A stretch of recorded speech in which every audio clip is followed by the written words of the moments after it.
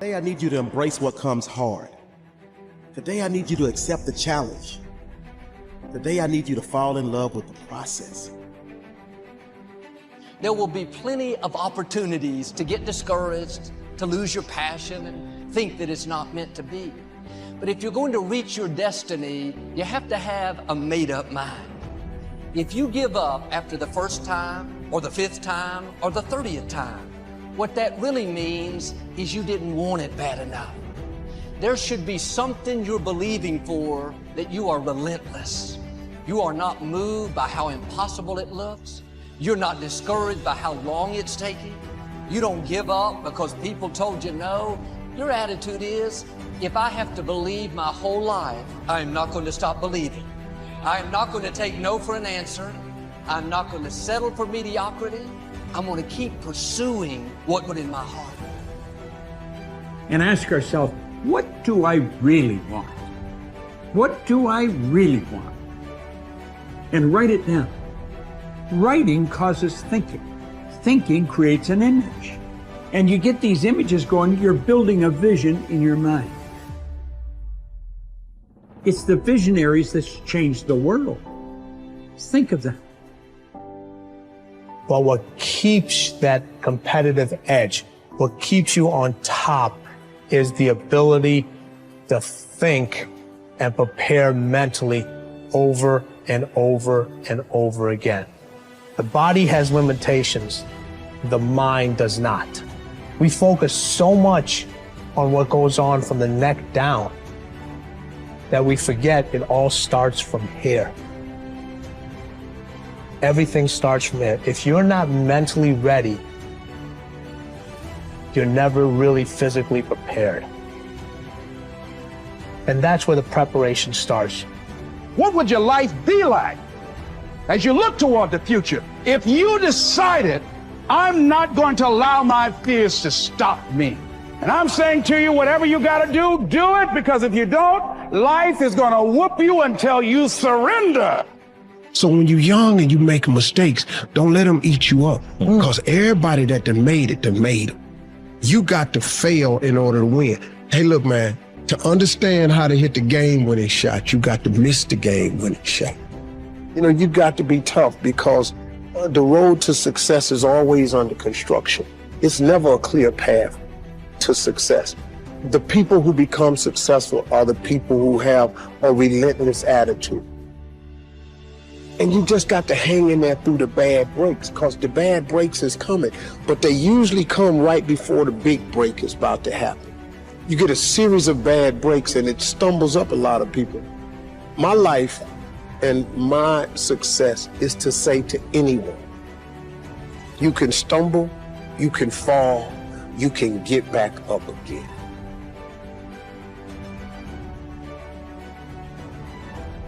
No matter what you face,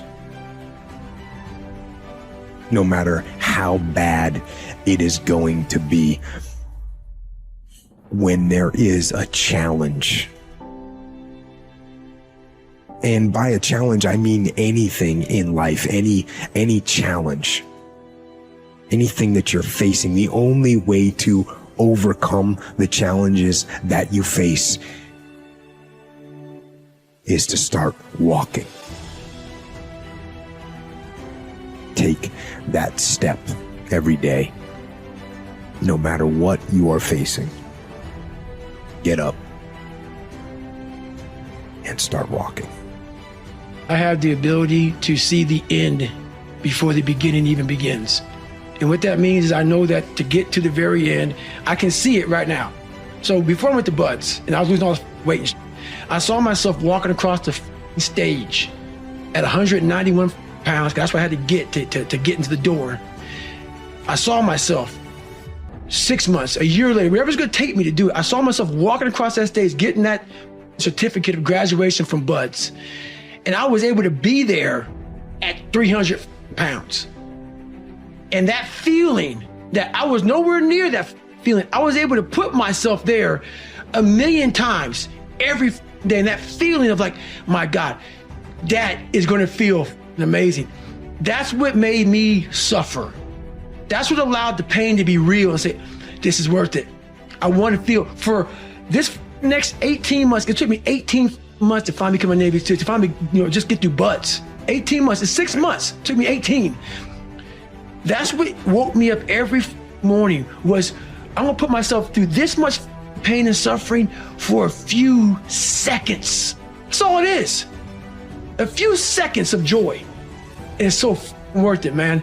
That's what people don't get. So I'm able to put myself at the finish line, even though I have no finish line, but at the finish line of an event before I even start them, to say, how are you gonna feel at the end of this? Visualizing is my biggest tool of life.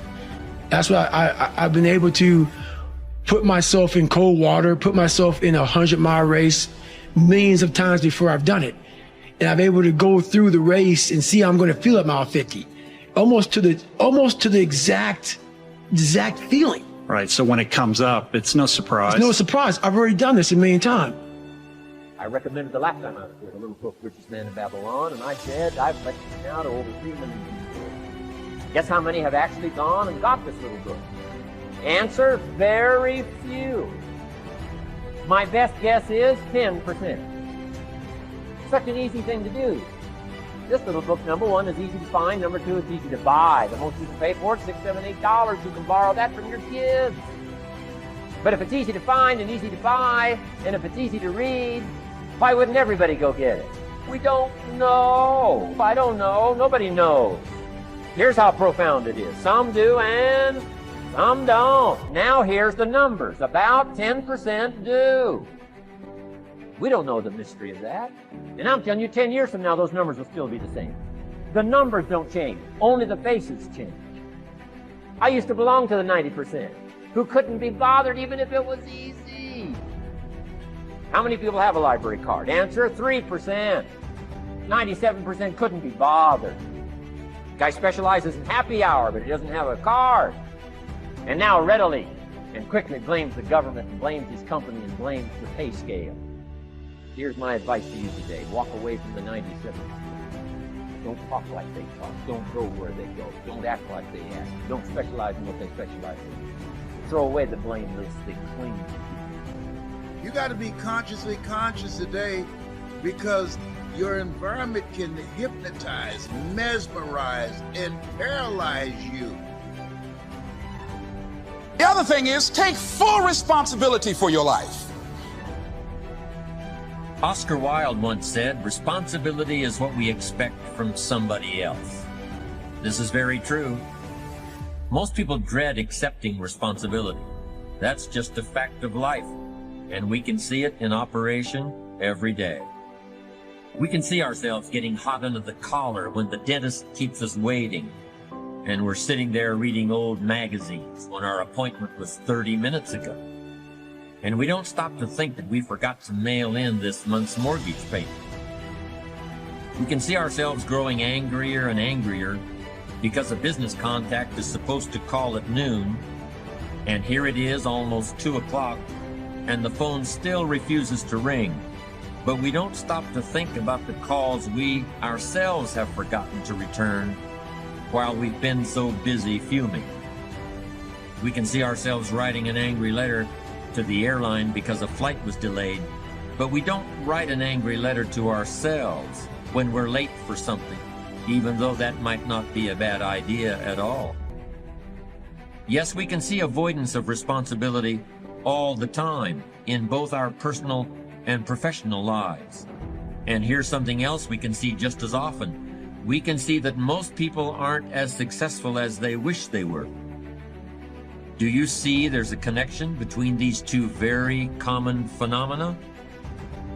I certainly do, and by the end of this session, I hope you'll agree with me. I hope you'll understand that it's in your best interests to take responsibility for everything you do,